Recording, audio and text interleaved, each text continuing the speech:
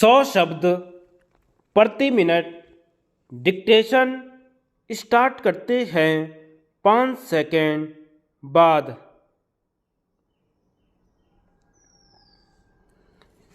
अध्यक्ष महोदय, अगर किसी अधिकारी के खिलाफ विशेषाधिकार प्रस्ताव लाना संभव होता तो मैं वह प्रस्ताव लाता, लेकिन मेरा प्रस्ताव गृह मंत्री के खिलाफ है, क्योंकि गृह मंत्री इस सदन के प्रति उत्तरदायी हैं। गृह मंत्री को स्वीकार करना चाहिए कि उन्हें अंधेरे में रखा गया और अंधेरे में जानबूझकर रखा गया या अनजाने में इसका निर्णय विशेषाधिकार समिति कर सकती है। इसका निर्णय संख्या के बल पर नहीं किया जा सकता।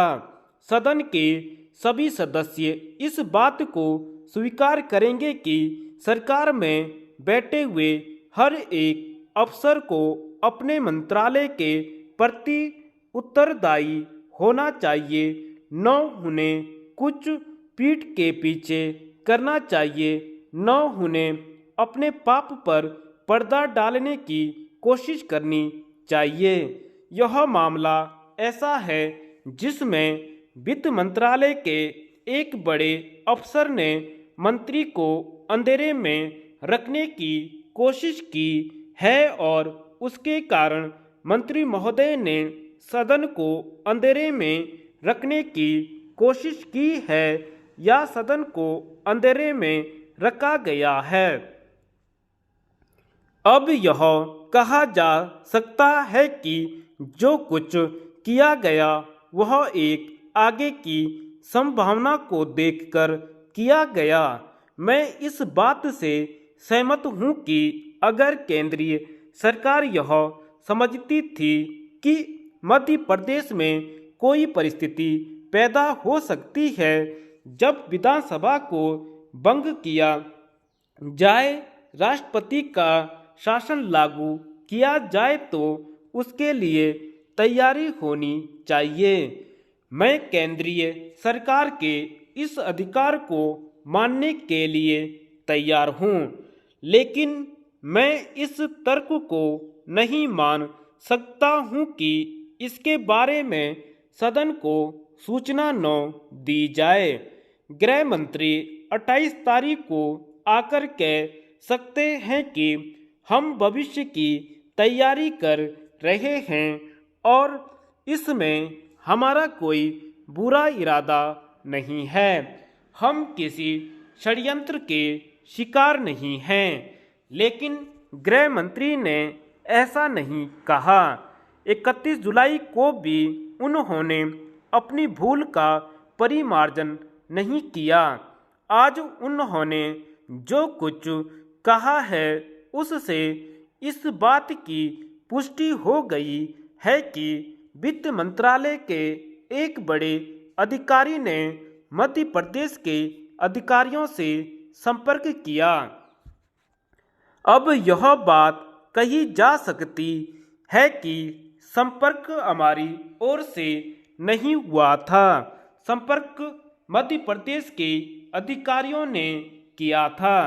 यह बात भी कही जा सकती है कि हमने उन्हें इस बात की इजाज़त नहीं दी कि वे छापें। उन्होंने खुद आगे जाकर बजट छाप दिया, लेकिन अधिकारी इस बात से इनकार नहीं कर सकता कि 22 तारीख को टेलीफोन पर उसकी वार्ता हुई। क्या उसने उस वार्ता के बारे में वित्त मंत्री को, गृह मंत्री को या प्रधानमंत्री को भी सूचना दी?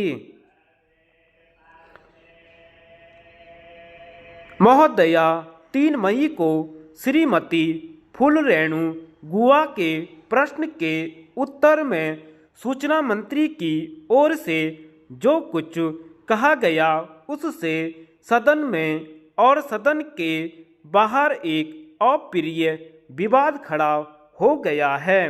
प्रश्न यह था कि क्या ऑल इंडिया रेडियो की तरफ से प्रतिवर्ष नेताजी सुभाष चंद्र बोस की जयंती 23 जनवरी को मनाने का विशेष आयोजन किया जाता है। इसके उत्तर में जो कुछ कहा गया उससे पता लगा कि ऑल इंडिया रेडियो नेताजी की जयंती प्रतिवर्ष नहीं मनाता। ऑल इंडिया रेडियो के लिए नेताजी 5 वर्ष में एक बार पैदा होते हैं। प्रतिवर्ष जयंती मनाने के बजाय 5 साल में जयंती मनाई जाती है। यह भी कहा गया कि 1961 तक नेताजी की जयंती हर साल मनाई जाती थी, लेकिन बाद में किसी प्रोग्राम एडवाइजरी कमेटी की सिफारिश पर प्रतिवर्ष जयंती मनाना बंद कर दिया गया और 5 साल में एक बार जयंती मनाने का निश्चय किया गया। इस उत्तर से सदन में उत्तेजना फैली। यह उत्तेजना देश में भी फैल रही है। सभाएं हुई हैं, प्रस्ताव पास किए गए हैं। कलकत्ता कॉरपोरेशन ने भी जो उत्तर दिया गया है उसके खिलाफ एक प्रस्ताव पास किया है और महोदया, उत्तेजना फैलना स्वाभाविक है।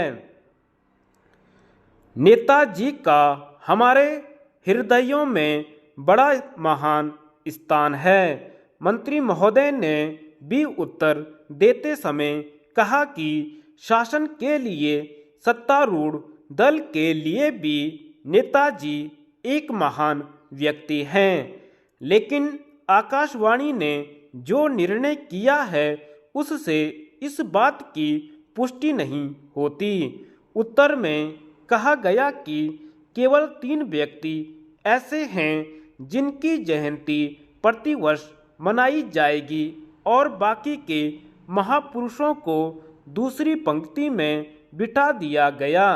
वे महापुरुष हैं महात्मा गांधी, पंडित जवाहर लाल नेहरू और श्री लाल बहादुर शास्त्री।